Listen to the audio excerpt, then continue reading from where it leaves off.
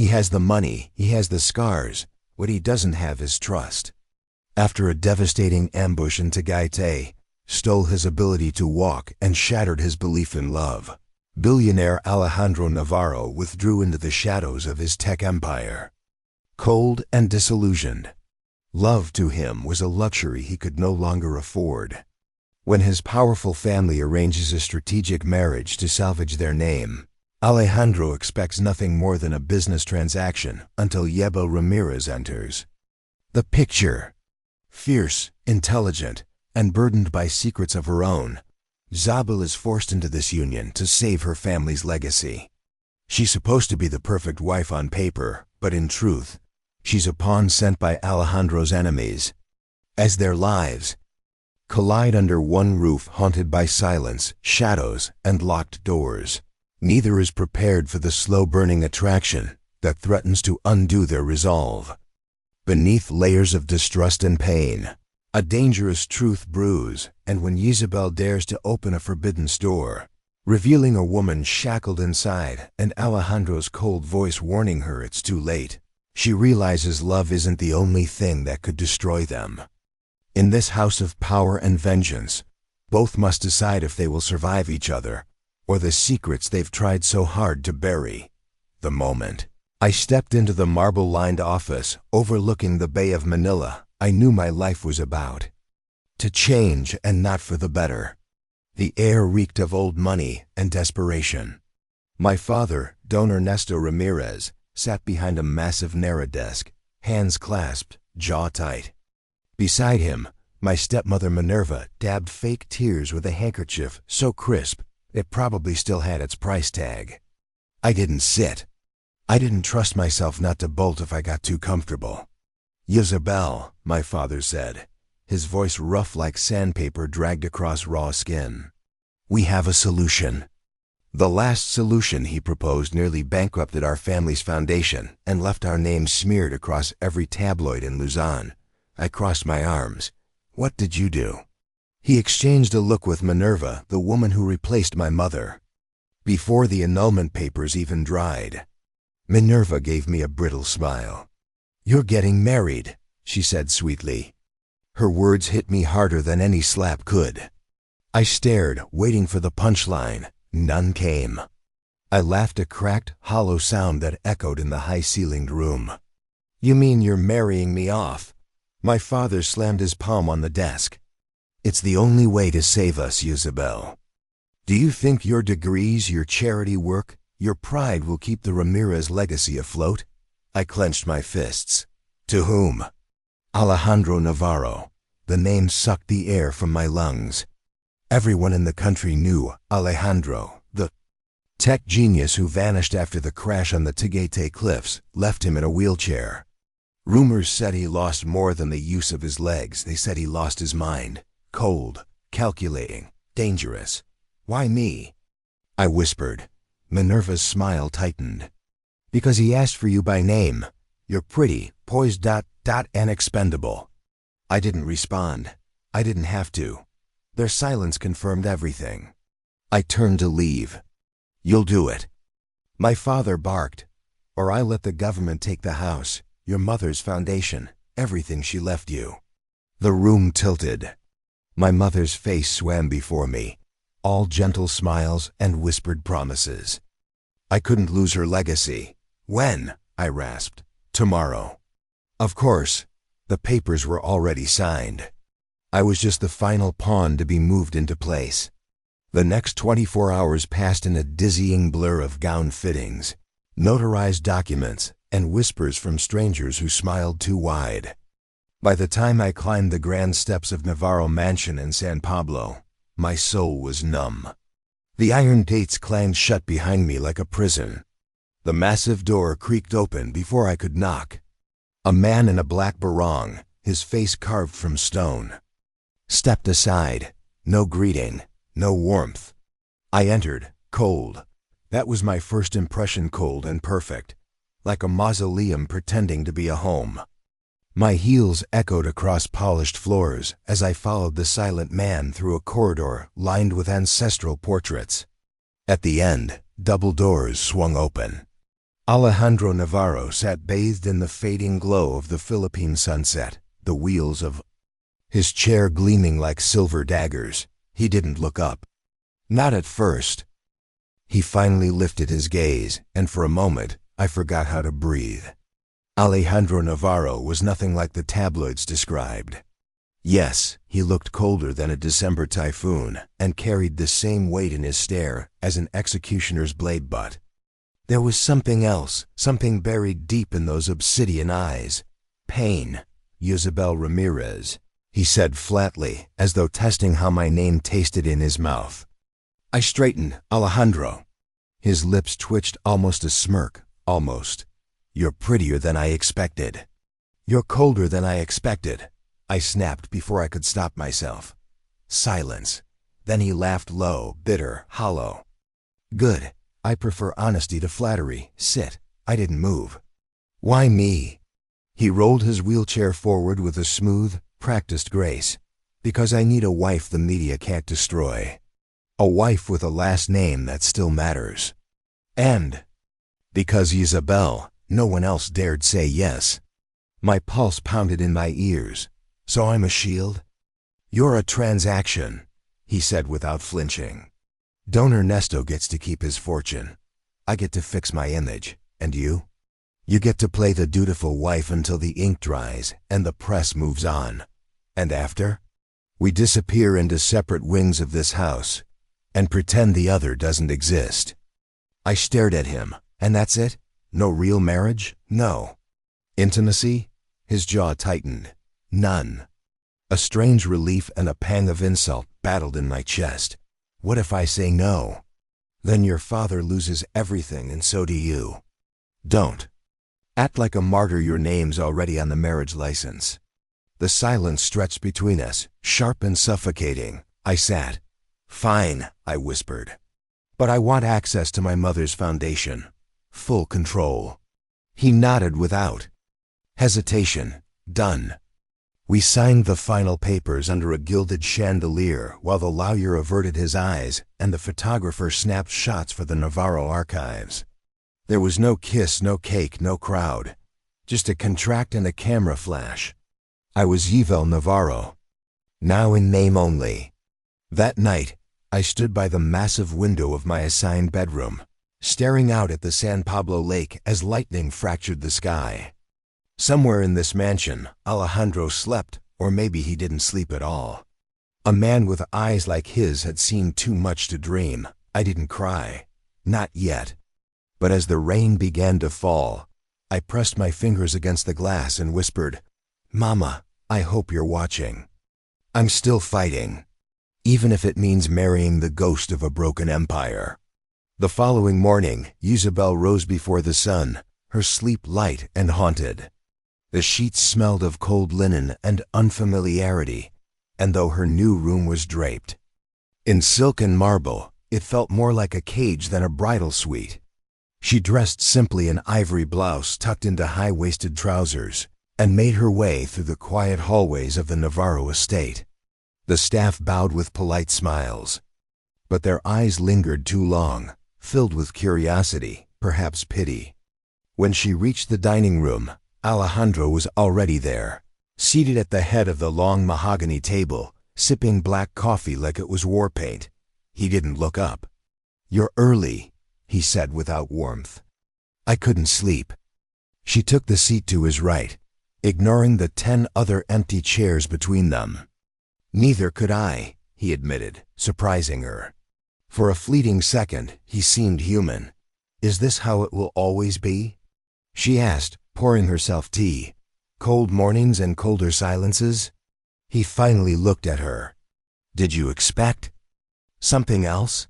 Yabel held his gaze. I expected nothing. That way, I won't be disappointed. Alejandro's mouth twitched again, a barely there expression she couldn't quite name.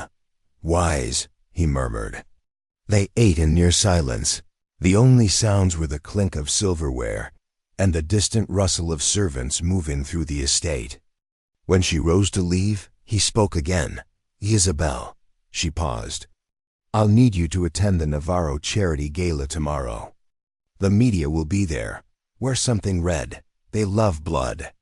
Her throat tightened, but she nodded. Of course. As she turned, he added, You were brave yesterday. She looked back.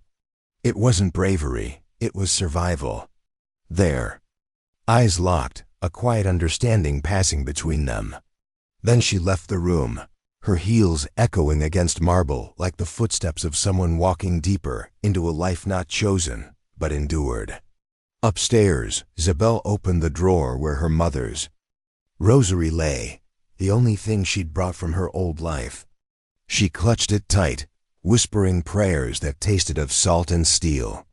If this marriage was a war, she intended to win it, not with cruelty, but with quiet, relentless grace.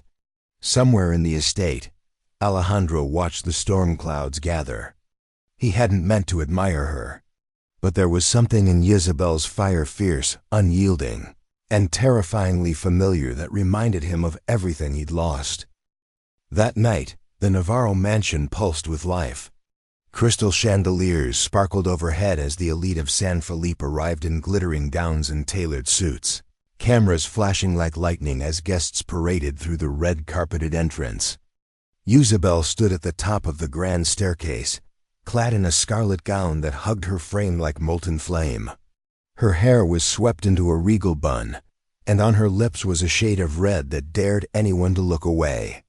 Below, Alejandro waited in a midnight black tuxedo, every inch the calculating heir his father had raised him to be. As she descended, all eyes turned to her. The murmurs began whispers of the mysterious new wife, the girl from Isla Verde, now mistress of the Navarro name. Alejandro offered his arm when she reached him, his grip firm, possessive. You look. He paused, as though the word was caught in his throat. Dangerous. You said we're red, she replied, her voice cool. They love blood. He smirked faintly, but his eyes didn't leave her. Together, they stepped into the ballroom where violins played and ambition danced in silk and lies. Throughout the night, Isabel played her role flawlessly, smiling at socialites, nodding at politicians, her hand never straying far from Alejandro's arm. Yet behind her poised exterior, she was counting every second, memorizing names, mapping loyalties. She had learned early in life that survival required more than beauty, it demanded calculation. And in this gilded cage, she would become a queen, not a pawn. Across the room, Alejandro's cousin Marcos watched her with narrowed eyes. He leaned toward an older man beside him, whispering, She's smarter than she looks. That's dangerous. The man chuckled. So was Alejandro's mother. And look how that ended. Meanwhile, Isabel caught fragments of conversations, hushed questions about her origins, veiled insults wrapped in compliments, but she smiled through them all. When Alejandro led her to the dance floor, their bodies moved in perfect rhythm. Two strangers bound by vows neither of them had truly chosen. You're handling this well, he murmured. You expected otherwise? She replied. I expected fear, maybe tears. That was yesterday, she said. Tonight I'm fire. And as they danced beneath 1,000 glittering lights, the world watched in awe. For the first time in Navarro history, the most dangerous person in the room wasn't the man who built the empire, but the woman who had learned how to burn within it. As the final notes of the orchestra faded into applause, Isabel slipped away from the crowd under the pretense of retouching her lipstick. In truth, she needed air room to breathe without the weight of curious stares and venom-laced pleasantries. She stepped onto the marble balcony, the cool breeze of San Felipe's midnight air brushing against her skin. Below, the city shimmered, like 1,000 secrets waiting to be unearthed. Her thoughts were interrupted when a voice behind her said, Quite the entrance, Senora Navarro. She turned to find Marcos standing at the threshold, a glass of whiskey in his hand and danger in his eyes. You flatter me, Isabel replied, her tone steady. But I imagine you didn't come out here just to offer compliments. Marcos approached slowly, the way predators circle prey. Alejandro may have married you, But we both know this family devours anything unfamiliar. Be careful not to choke on their approval." Isabel met his gaze without blinking. "Let them try. I've been swallowed by worse monsters and climbed out of their throats with my soul intact." Marcos chuckled, but there was no warmth in it. "You remind me of her, Alejandro's mother. She had fire too. Burned too brightly, and Navarro men don't like women who burn. Then maybe it's time one of them learned to dance in." "The fire," she replied before brushing past him. Inside, Alejandro had been watching from a distance. He didn't like how close Marcos had gotten. He didn't trust his cousin, and he wasn't sure he trusted Isabel either. But as she returned to his side, chin high and smile untouched, he realized something else. He didn't want to control her. He wanted to understand her. Later that night, after the last guest had gone and silence wrapped the mansion, Alejandro found Isabel in the library, curled up with a glass of wine and a book she didn't seem to be reading. "You held your own," he said, walking in. "Of course I did," she murmured, not looking up. "You still don't know what I'm capable of, Alejandro." He sat across from her, eyes searching. "Maybe not. But I'd like to." For a brief second, something softened in her gaze. Then, just as quickly, it vanished. "Then you'll have to earn that privilege." And so the game continued too. Broken souls in a palace of wealth and ruin, neither willing to bend, both afraid of what might happen if they ever truly fell. Days turned into weeks, and the walls of the Navarro mansion remained as cold and imposing as the secrets buried within them. Isabel moved with practiced grace through its corridors, attending charity events, brunches with San Felipe's elite, and orchestrating Alejandro's public image with precision. But behind the poised smiles and designer gowns, her heart remained guarded. Alejandro, too, was unraveling in his own silent way. He had always believed power could keep the world in check, that status was enough to keep chaos at bay. But Isabel was a storm he hadn't prepared for. She challenged him, not just with her words, but with her silences, her strength, and the way she refused to be owned. One rainy afternoon, they found themselves trapped in the mansion by a sudden typhoon. Power flickered, thunder rolled in the distance, and the past crept closer than ever. "You never talk about your family," Alejandro said, breaking the tense quiet between them. Isabel sipped her coffee slowly, her eyes fixed on the gray horizon. "Because there's nothing left to talk about. My mother died believing I'd amount to nothing. My father disappeared when I was 12. And the streets of Tondo raised me more honestly than any parent ever could." Alejandro studied her, surprised. "You don't sound bitter." "I'm not," she replied, setting down her cup. "I'm just not afraid to remember where I came from." For once, Alejandro didn't offer a clever retort. Instead, he leaned back and simply watched her, this woman he had married for appearances, who was now beginning to redefine everything he thought he knew about strength. That night, they shared no words as they lay in the same bed, but for the first time, Isabel didn't turn away. And Alejandro, for once, didn't try to touch her. They simply existed, side by side, two scarred hearts learning how to beat again. In the same room. Somewhere in the distance, thunder gave way to the slow rhythm of rain, soft and healing, like the first crack in a fortress wall. Neither of them said it aloud, but both understood. This was no longer just a marriage of convenience. Something real was beginning to take root in the storm's wake. Morning light streamed softly through the ornate windows of the Navarro estate, cast in golden hues across the hardwood floors and delicate silk drapes. Isabel stirred first, her eyes blinking away sleep as the faint scent of sampaguita from the garden drifted in. She sat up slowly, careful not to wake Alejandro, whose even breathing was the only sound in the stillness. She watched him for a moment, this man who once felt like a punishment, now a mystery she found herself wanting to understand. Alejandro, sensing her gaze, opened his eyes. You always stare at people in their sleep? He murmured, voice husky. Only the ones who confuse me, she replied without hesitation. He gave a faint smile, one that didn't quite reach his eyes. Then I must be doing something right. As they rose and dressed for the day, an unspoken shift lingered between them. Not quite affection, not yet trust, but something warmer than the chill that used to define their mornings.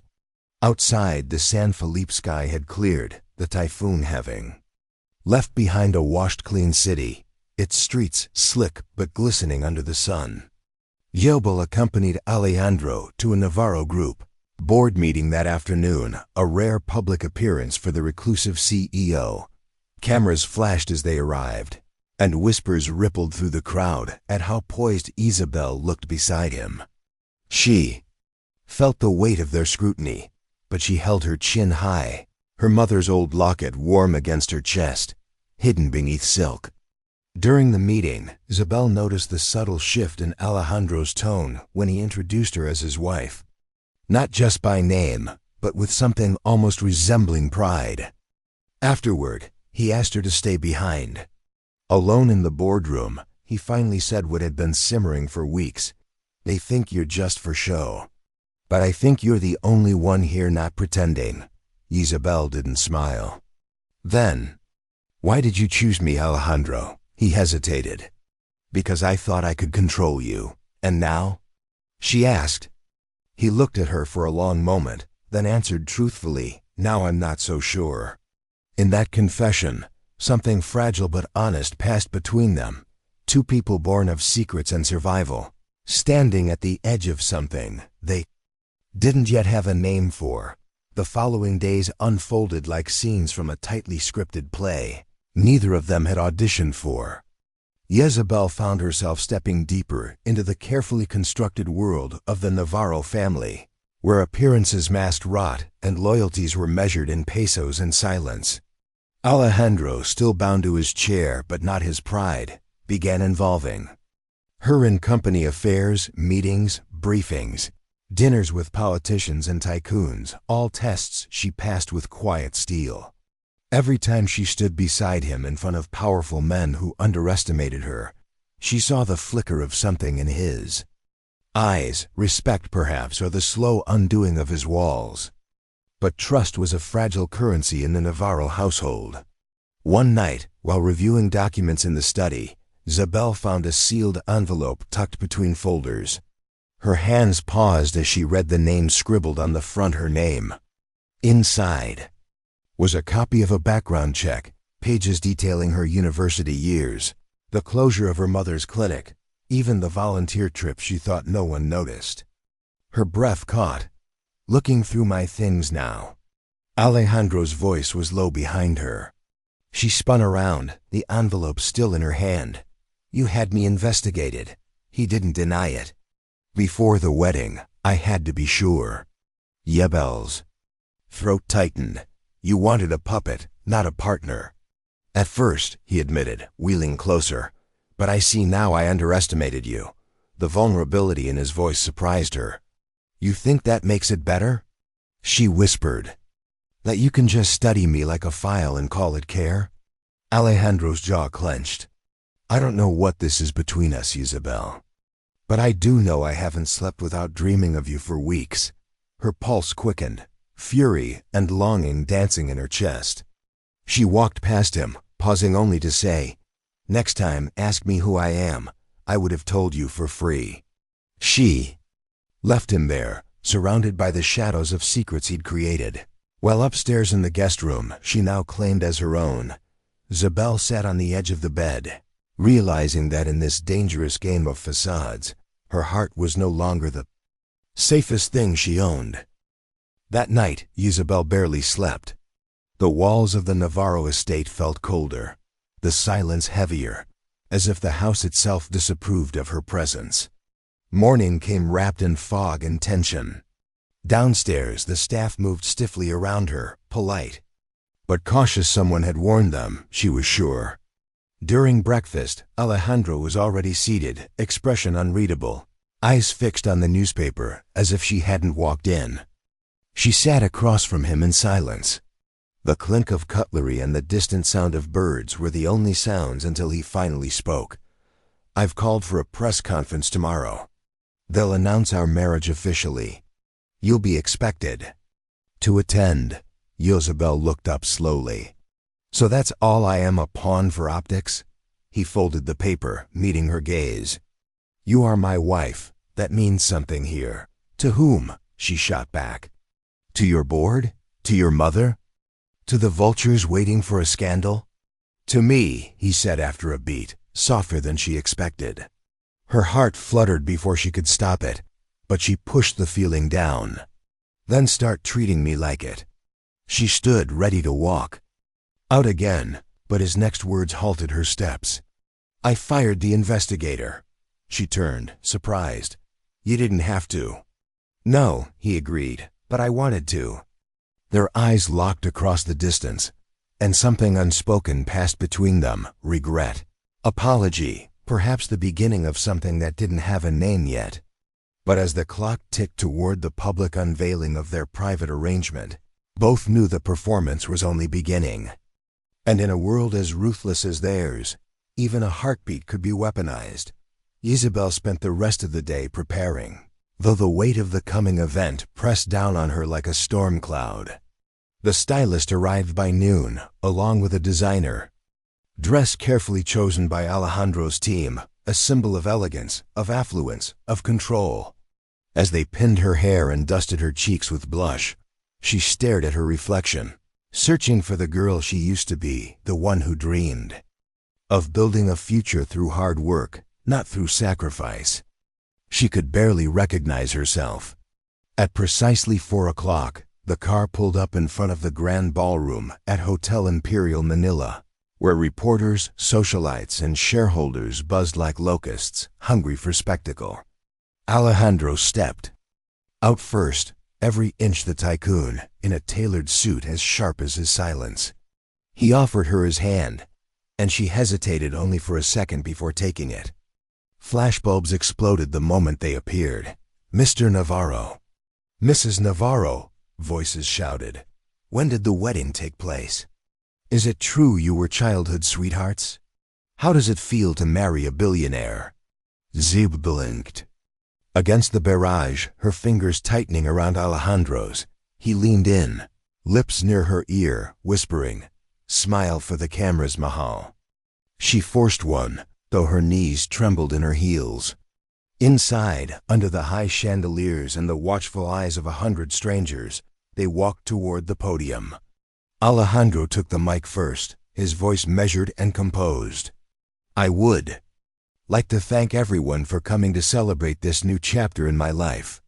My wife, Jezebel, has brought light into a world I thought I'd lost." The lie rolled off his tongue like silk, and for a moment, even she wanted to believe it. "When?" He gestured for her to join him, her hands shook slightly. She stepped beside him and spoke, her voice soft but clear. "We didn't plan to fall in love. But sometimes the heart decides for you." A murmur swept through the crowd. Cameras clicked faster. Alejandro glanced at her, something flickering in his eyes, not anger, not suspicion, but something deeper. After the press conference, they posed for more photos, touched cheeks with board members, endured well-wishes that dripped with insincerity. Later, in the car, silence settled between them again. "Why did you say that?" he finally asked. "About falling in love?" She looked out the window. "Because it's what they wanted to hear." He nodded slowly. "And what do you want?" "To hear?" She turned to him, eyes steady. "The truth. Even if it hurts." He said nothing after that. But in the darkness of the moving car, his hand inched across the seat and rested on hers. She didn't pull away. Not yet. They arrived at Alejandro's penthouse just before midnight, the city of Manila glittering beneath them like a field of stars. Yabel stepped inside the vast living room, its marble floors and glass walls, a stark contrast to the narrow alleys of Tondo where she grew up. Every corner reeked of wealth, cold, pristine, untouched by love. Alejandro poured himself a drink, his movements practiced, controlled. "You did well tonight," he said without looking at her. Isabel removed her heels, her feet aching from the long hours. "Did I pass the test?" she asked, her voice laced with quiet defiance. He turned toward her, brows lifting. "It wasn't a test. Then what was it?" she pressed. "A performance? A lie? Or your way of showing the world you're still in control?" Alejandro took a sip, then walked over to her, his gaze unreadable. "Does it matter? You're here. You agreed to the terms. And now, the world sees you as mine." His words struck a chord, possessive, final, like a door closing on whatever freedom she once had. "I didn't agree to lose myself," she whispered. "Then don't," he said simply. "Be whoever you want to be. Just remember the cost of walking away." Silence settled again, thicker this time. Isabel turned her back and walked toward the guest room, pausing at the door. "I'm not afraid of you, Alejandro." He looked at her, something sharp softening in his eyes. "You should be." She didn't answer. Instead, she closed the door behind her, leaned against it, and let the tears she'd been holding in quietly fall. Outside, beyond the city lights, thunder rumbled, distant but threatening. Somewhere deep in her heart, Isabel knew this was only the beginning. Isabel woke before dawn, the sky outside still painted in shades of blue and gray. She lay still for a moment, listening to the silence of the penthouse, a silence that felt almost oppressive, too clean, too empty. She rose quietly, walked barefoot across the cold floor, and found herself drawn to the floor-to-ceiling windows overlooking the heart of Manila. The city looked peaceful from up here, like a postcard, untouched by the chaos that brewed within her. She thought of her mother, of the small sari-sari store they once ran, of the nights they went to sleep hungry but together. Now she was married to a man who had everything except the one thing that mattered: trust. Behind her, the door creaked. Open. She didn't turn. Couldn't sleep? Alejandro's voice was rough, almost tired. "Neither could you," she replied. He walked beside her, both of them staring out at the sleeping city. "Do you regret it?" he asked after a long pause. She didn't answer right away. "I regret not having a choice." Alejandro nodded, his jaw tight. "I used to think money could fix anything," he said. "Now I know it only hides the cracks." She looked at him then, truly looked. For the first time he seemed less like the terrifying tycoon and more like a man carrying too much pain behind too many walls. "What broke you, Alejandro?" she asked, her voice barely above a whisper.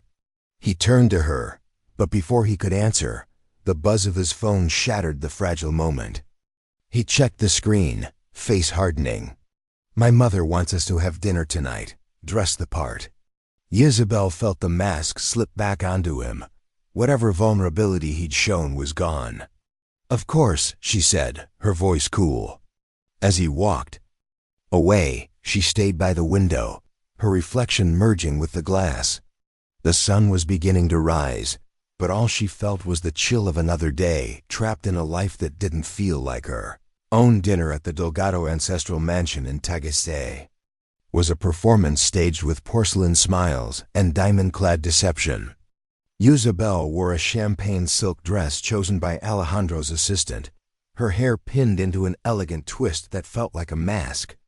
Alejandro stood beside her, sharp in his tailored barong, his hand resting lightly on the small of her back as if to remind her of their fragile alliance. The Delgado matriarch, Dona Carmela, greeted them at the grand staircase, her eyes cool and calculating beneath lashes too perfect to be natural. "Isabel," she said, her voice honey-laced poison, "you look presentable." Isabel smiled politely, refusing to flinch. "Thank you, Dona Carmela. It's an honor to be here." Dinner was a long, tense affair, with crystal glasses clinking and conversation flowing like thinly veiled interrogations. Carmela grilled Isabel with subtlety, her education, her family, her views on philanthropy, all under the guise of polite interest.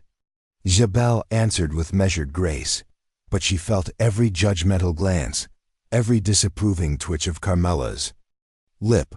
Across the table, Alejandro remained stoic, offering her no lifeline, no support. As dessert was served, a bitter chocolate torte paired with a vintage red, Carmela finally leaned forward. "You've come a long way from your mother's tindahan in Tondo," she said, smiling with venom. "It must be quite the adjustment, learning to carry the Delgado name." Isabel met her gaze, her spine steel. "It's a name, Dona Carmela. What matters is how one honors it." The older woman's smile faltered, just for a second. Alejandro finally looked up from his untouched glass, something flickering in his eyes, pride, perhaps, or surprise. The tension held until the meal ended, and they returned to the car in silence. Inside, as the driver pulled away, Yabel spoke. "First, did I pass your mother's test?"